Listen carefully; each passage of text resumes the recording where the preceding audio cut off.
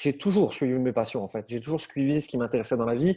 Quand j'avais 18 ans, j'étais dans toute la sphère séduction, dev perso, parce que c'est ce que j'avais envie d'apprendre dans ma vie à ce moment-là. Ok. J'ai rencontré et je me suis mis en couple à l'époque avec une fille qui était designeuse. C'est là que je me suis pris d'amour pour le vêtement. J'ai rencontré d'autres gens qui sont encore des amis aujourd'hui. J'ai fait du vêtement. Je suis passé au sport, j'ai fait un média dans le sport parce que c'est plus facile pour moi de produire du contenu sur un truc qui m'intéresse. Je peux faire des milliers et des milliers de mots sur un sujet qui me passionne. C'est facile pour moi, tout simplement. C'est pour ça que j'ai fait ça. Mm. Et du coup, après, tu as continué en montant ton agence, c'est ça? L'agence Solon? Ouais, l'agence Solon, alors elle a eu d'autres noms entre-temps, hein, mais c'est qui a fini par devenir l'agence Solon, qui était une agence d'accompagnement pour des entreprises en stratégie digitale, en création de contenu, en acquisition, en stratégie de branding et de positionnement, en stratégie d'emailing, de web marketing, enfin tout ce qui touche à l'univers digital business d'une entreprise et son image de marque. Et avec cette agence, en fait, on a été aussi plusieurs parce que j'avais plein de freelances qui travaillaient avec moi qui étais à la tête et j'avais plein de freelances en dessous. On a travaillé aussi bien pour des petites PME que des business web, que des très grandes entreprises nationales, voire internationales, qu'on a coachées sur des sujets comme Instagram. On a travaillé dans plein de sphères hyper intéressantes et on s'est vraiment éclaté là-dedans. C'était génial. Et du coup, ça, tu arrivé à être aussi passionné parce que tu bossais avec des entreprises dans des sujets qui te passionnaient? Je prenais pas de clients si le sujet me gonflait déjà. Ok. Parce que je savais que j'arriverais pas à y mettre la bonne détermination. Et en dehors de ça, pour accompagner correctement un client sur son sujet, il faut comprendre le sujet. Il faut comprendre les problématiques du client, les enjeux du marché et toutes ces choses-là. Donc, j'allais là où je connaissais, j'allais là où j'avais pied, en fait, là où je pouvais nager tranquille. Et si je connaissais le secteur de mon client, je pouvais y apporter mon expertise. Ok. Ok, génial. Et donc là, tu as ton dernier pivot, c'est devenu business. Coaching, Yes. ouais, c'est le business que j'ai aujourd'hui, que j'ai d'abord commencé seul. Ensuite, je me suis associé avec Florian. Et l'idée, en fait, c'est qu'il y a un moment, j'ai voulu changer le rapport que j'ai avec mes clients. Déjà, j'ai voulu retrouver de l'humain. Ok. J'en avais marre, en fait, de donner des conseils à des sous-directeurs N plus, moins, machin, qui finalement n'étaient pas tellement là pour appliquer ce que j'allais leur dire et qui dépensaient l'argent qui n'était pas à eux, etc. Ça changeait le rapport. Mhm. Et un jour, j'ai pété un plomb quand j'ai eu un client qui payait très très cher, qui était une très grosse boîte, hein, mais qui me prenait vraiment pour un con et qui un jour au téléphone m'a gueulé dessus alors qu'il faisait n'importe quoi. Et quand j'ai raccroché de cet appel, j'ai dit OK, plus jamais ça. Ok. Et je connaissais très bien le milieu de l'infoprenariat, du coaching, des business web et tout, pour y avoir travaillé pendant des années. J'ai dit, bon, je vais revenir vers ça. Je veux faire mes propres trucs pour moi. Je vais vendre mes propres produits. Je travaille avec mes propres clients. Et ce sera des entrepreneurs web en one-to-one ou en one-to-few. Et je vais commencer à travailler comme ça parce que je veux changer le rapport, en fait, que j'ai avec les gens. Et je veux des gens qui veulent avoir des vrais résultats. Et je veux pas des entreprises qui payent parce qu'il y a un coût d'opportunité, tu vois. C'est ce truc de, je pense qu'il y a un truc à faire. Ok. Moi, une entreprise, elle me dit ça, c'est un red flag direct. Ok. Si tu sais pas pourquoi tu viens précisément, je ne veux pas travailler avec toi. Ok. Euh, c'est marrant parce que tu me dis ça et du coup le premier résultat que j'ai vu sur Google en tapant ton nom, c'était un témoignage de coaching. J'ai pas retenu son prénom et la dernière phrase c'était c'est comme si quand je parlais avec Jérémy, c'est comme si on était deux amis, et, un plus expérimenté que l'autre et qui me conseille. C'est Max, ouais, c'est Max. Alors, Max, pour la petite anecdote, c'est le copain d'une amie à moi, en fait, et qui est devenu aussi un ami entre-temps, avec le temps. Et ça fait longtemps qu'on se tourne autour pour le business, je lui ai déjà filé quelques conseils et tout. Et il était vraiment en sous-régime de ouf de ses résultats. Ok. Vraiment, hein. C'est-à-dire que lui, il est passé de j'ai du mal à faire 1 000 € par mois. Un jour, il nous a appelé, il nous a dit j'ai suivi le processus à la lettre, j'ai fait 25 000 ce mois-ci. Ah ouais. On est tombé de notre chaise, nous. Hein. J'ai aucun client qui avait fait ça avant. Ouais. Et lui, pour l'anecdote, je l'avais un soir au téléphone et j'en ai marre qu'il ne gagne pas d'argent avec sa copine. Ça me rendait fou parce que je les adore et qu'ils méritent vraiment de réussir et qu'en plus, ils font un taf monstrueux. Ils sont hyper compétents dans ce qu'ils font.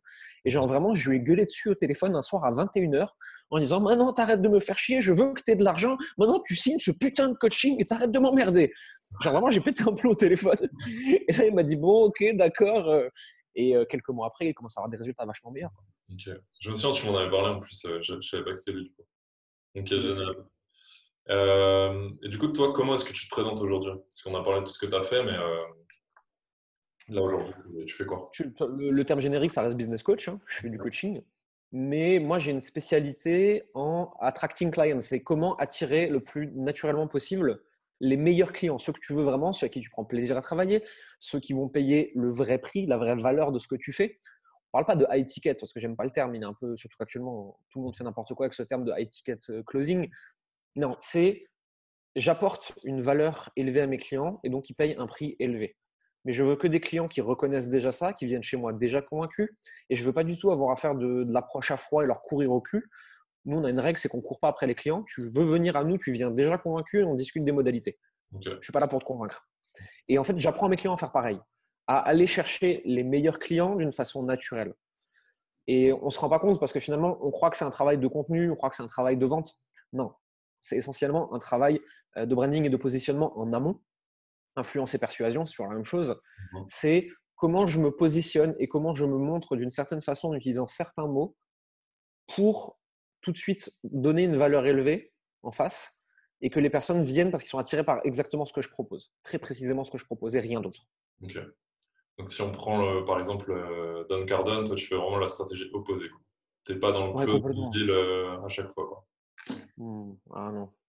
Okay. Non, ça c'est un truc qui nous vient vraiment de des années, je crois que c'est 50 ou peut-être même avant, ce always be closing que je trouve atroce. Always be closing, c'est je suis dans une position inférieure vis-à-vis de mon acheteur et je vais faire du forcing jusqu'à ce qu'il craque. C'est possible. Quand tu vends des produits de merde pas trop chers, c'est très bien, hein, tu vas faire de la masse, tu leur reparleras jamais, tu n'en as rien à foutre. Moi, quand je signe un client, je suis 12 mois avec lui, minimum. Je t'assure qu'un client que j'ai eu avec de la vente sous pression, et on est capable de le faire, hein, on sait le faire, j'ai pas du tout envie de la relation que je vais avoir avec ce client ensuite. Donc, quand certains disent always be closing, moi je suis always be leaving. C'est-à-dire que voici ce que j'ai à t'offrir, mais maintenant regarde, moi je vais me retirer et c'est toi qui vas me dire pourquoi on va travailler ensemble. Et parce que je veux que tu apportes de la valeur à cette relation. Parce que moi, si tu es mon client, je vais donner beaucoup de valeur à notre relation. Donc je veux que ce soit réciproque, sinon on ne pourra pas travailler correctement. Génial. Donc nous, on s'est rencontrés à Tbilissi en juillet. Pour une semaine d'immersion coaching, à ce moment-là, on ne se connaissait pas du tout. On s'était parlé 2-3 fois sur Messenger. Exact. Et du coup, on a passé une super semaine ensemble. C'était vraiment cool. On a pas mal rigolo. Fait un peu de sport. On a bien taffé. Ouais, c'était cool. Et pourquoi est-ce que… Donc ça, c'était avec Florian aussi. Florian, donc, ton associé dont tu as parlé avant. Et il y avait aussi Vincent. Tu peux nous en dire un peu plus pourquoi est-ce que vous faites des immersions business comme ça? Et surtout avec des gens que vous ne connaissez pas, parce que moi, à ce moment-là, on ne se connaissait pas. Quoi. Oui, bien sûr. Il y a plusieurs raisons. Déjà, parce qu'on est en train de monter le projet Oasis, et le projet Oasis, c'était de réunir des entrepreneurs ensemble et de regarder ce qui se passait. Okay. Donc, on avait besoin d'informations, de voir comment ça allait se passer en concret. On cherchait de la data. Okay. C'est de la data humaine, mais ça reste de la data. On veut des points d'information pour voir comment ça se passe, pour affiner notre avatar, etc. En dehors de ça, nous, en ayant avec nous des gens pendant une semaine qui sont nos clients types, potentiellement, tu vois, qu'ils soient à ce moment-là clients ou pas, on s'en fout, on acquiert de la connaissance client à vitesse grand V. On a plus appris sur notre cible, notre client idéal et nos clients existants en quelques semaines d'immersion pendant l'été que sur les 12 mois d'avant. Okay. Et en fait, ce qu'on ne dit pas assez aujourd'hui, il y a quelques coachs qui le disent, mais pas tous, c'est que tout ton business repose sur ta connaissance client. Si tu connais très, très, très, très bien les gens avec qui tu veux travailler, tu peux faire des contenus qui leur parlent spécifiquement à eux, donc tu vas en plus éloigner tous les autres, mais surtout tu vas avoir un taux de rendez-vous qui est beaucoup plus élevé. Tu peux les closer parce que tu sais exactement quel est leur problème et comment tu vas les aider. Et il y a une relation qui se crée en fait. Si moi, demain, je ne sais pas, je vais sur un marché des Chinois qui veulent apprendre le russe, sans dire que je suis dans la merde. Je suis ni chinois, je ne suis pas en train d'apprendre le russe. Qu'est-ce que je leur apprends à ces gens-là? Qu'est-ce que je leur dis? Quel est leur problème? J'en sais rien de ce qu'ils ont dans la vie. Je ne sais pas de quoi ils ont peur, je ne sais pas de quoi ils rêvent. Par contre, mon client idéal aujourd'hui, je le connais très très bien. Je sais de quoi il a peur, je sais à quoi il aspire, je sais quelle vie il veut, je sais quels sont ses blocages, je sais quelles sont ses difficultés et je peux répondre à ça avec beaucoup de précision. Et tout cet été où on a fait plein d'immersions nous a donné ça.